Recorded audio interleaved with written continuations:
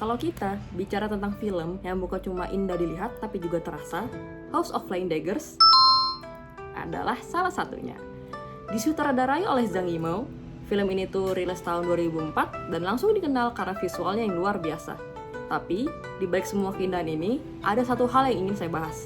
Film ini tuh sebenarnya bukan cuma soal aksi, tapi juga tentang cinta yang salah tempat dan juga kesetiaan yang harus diuji.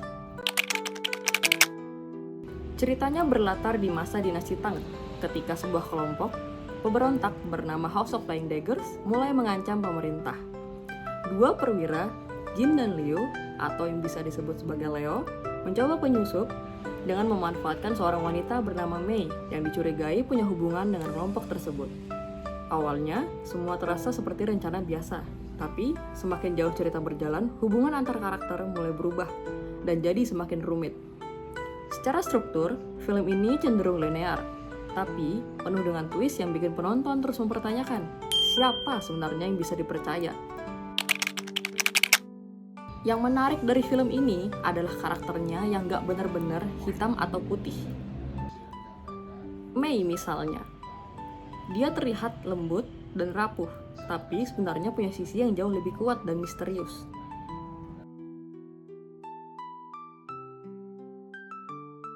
Kemudian ada Jin yang terlihat santai dan playful, tapi di balik itu dia juga penuh perhitungan.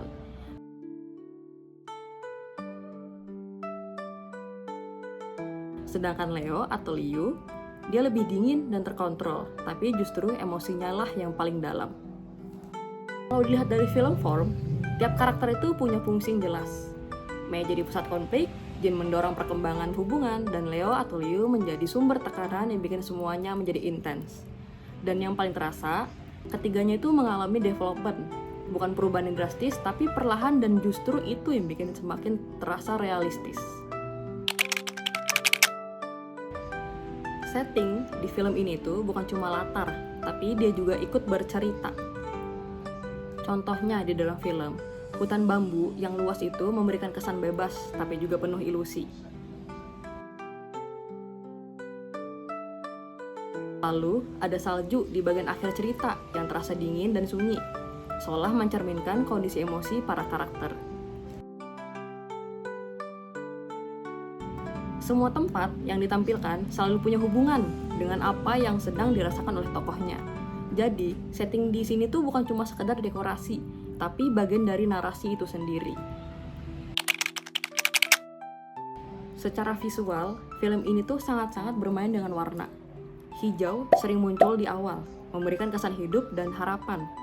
Sedangkan untuk warna merah, dia tuh mulai muncul saat konflik itu sedang emosionalnya meningkat. Kemudian warna putih di bagian akhir itu terasa lebih kosong, hampir seperti kehilangan.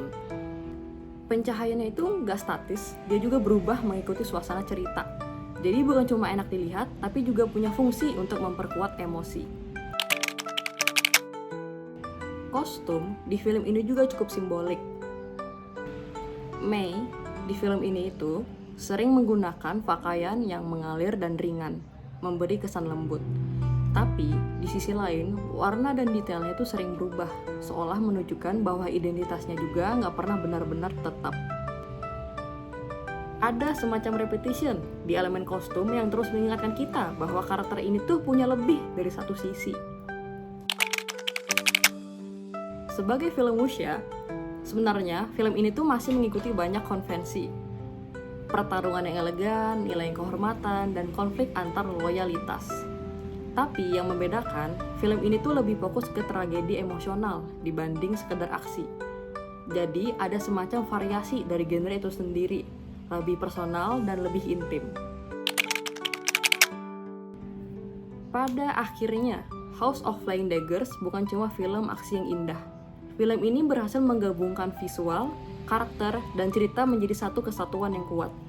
Ada unity dalam cara semua elemen yang saling mendukung, dan juga ada disunity lewat konflik dan juga twist yang gak terduga. Dan mungkin yang paling terasa, film ini tuh menunjukkan bahwa dalam situasi tertentu, cinta tuh juga bisa menjadi hal yang paling indah sekaligus paling menghancurkan bagi kita.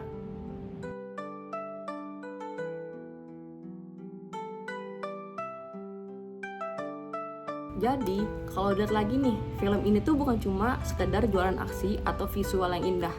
Semua elemennya benar-benar saling terhubung, dari karakternya sampai ke settingnya. Dan justru disitulah letak kekuatannya. Film ini tuh nggak cuma enak ditonton, tapi juga kerasa banget ke kita. Dan menurut saya, itu yang bikin House of Flying Daggers memorable sampai sekarang. Oke, segitu dulu dari saya. Makasih sudah nonton sampai akhir. See you everyone!